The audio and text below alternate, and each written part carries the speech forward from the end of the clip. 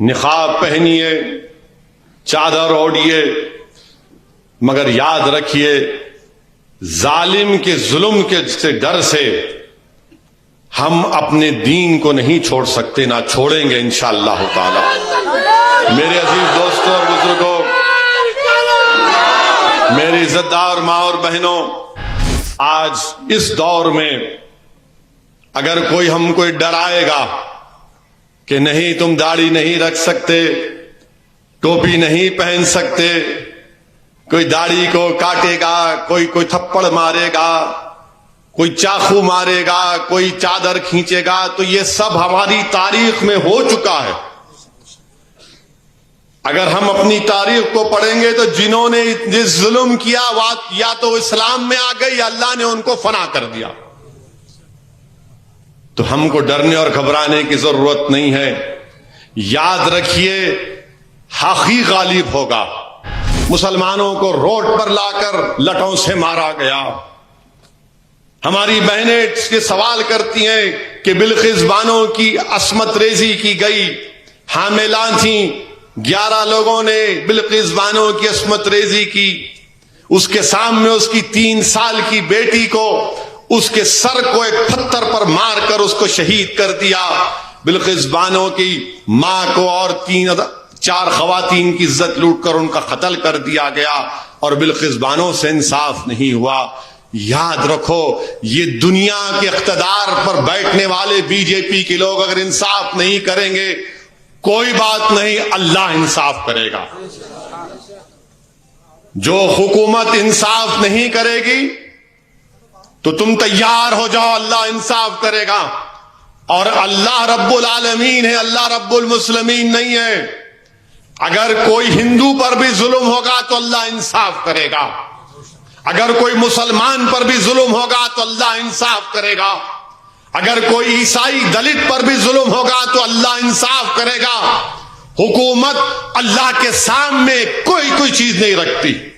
اللہ کن فیکون فرما دے تو حکومت ختم ہو جائے گی, اور ہوگی انشاءاللہ تعالی.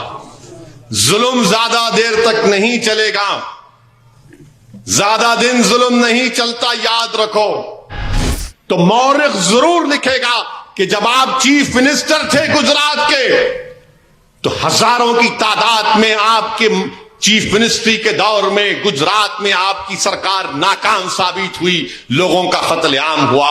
جب آپ وزیر اعظم تھے تو گائے کے نام پر معصوموں کو مارا گیا. جب آپ وزیر اعظم تھے تو آپ کی حکومت نے ایک بچی جس کی عصمت ریزی کی گئی تھی, اس کی 3 سال کی بیٹی کو اس کے سامنے قتل کر دیا گیا. آپ کی حکومت نے اس بچی سے عصمت ریزی کرنے والوں کو چھوڑا. مورخ ضرور لکھے گا, یہ مورخ ضرور لکھے گا. یہ تیار ہو جاؤ. اگر آج تم اقتدار میں کرسیوں پر بیٹھے ہو تو کل نہیں ہوگا تمہارے پاس. نمرود کو بھی بڑا زعم تھا کہ میں اقتدار میں رہوں گا, آج کہاں ہے نمرود. فرعون کو بھی بڑا زعم تھا, یزید کو بھی تھا, ہلاکو کو بھی تھا.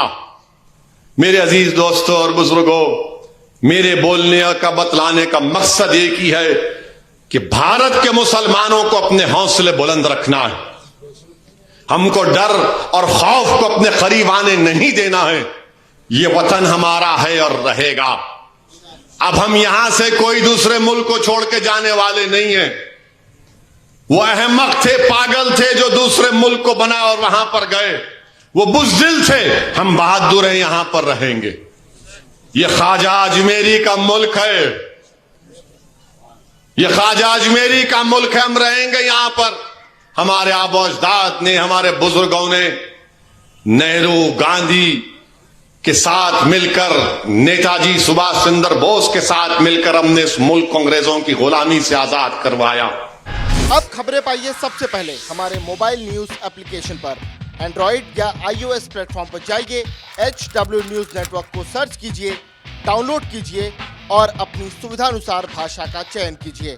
خبروں کی بھیڑ میں اپنے کام کی خبر پاتے رہیے.